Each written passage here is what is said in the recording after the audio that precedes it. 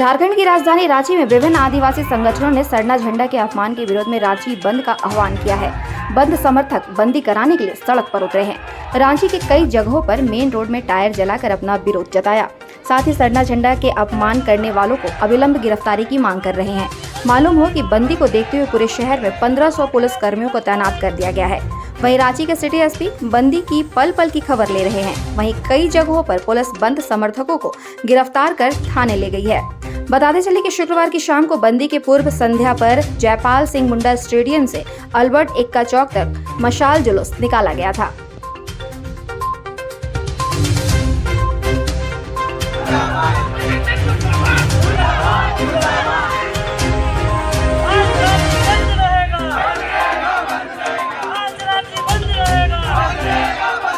जो समाज है, जो हमेशा प्रकृति का पूजक रहा है और उनकी आस्था के साथ है कि कुछ असामाजिक तत्वों ने है कि खिलवाड़ किया है और अपमानित करने का काम किया और उसी को लेकर 8 मार्च को है कि रांची बंद बुलाई गई है। क्योंकि जिन असामाजिक तत्वों ने, जिन अपराधियों ने इस तरह का घटना को अंजाम दिया है, आदिवासी समाज की आस्था को ठेस पहुंचाया है।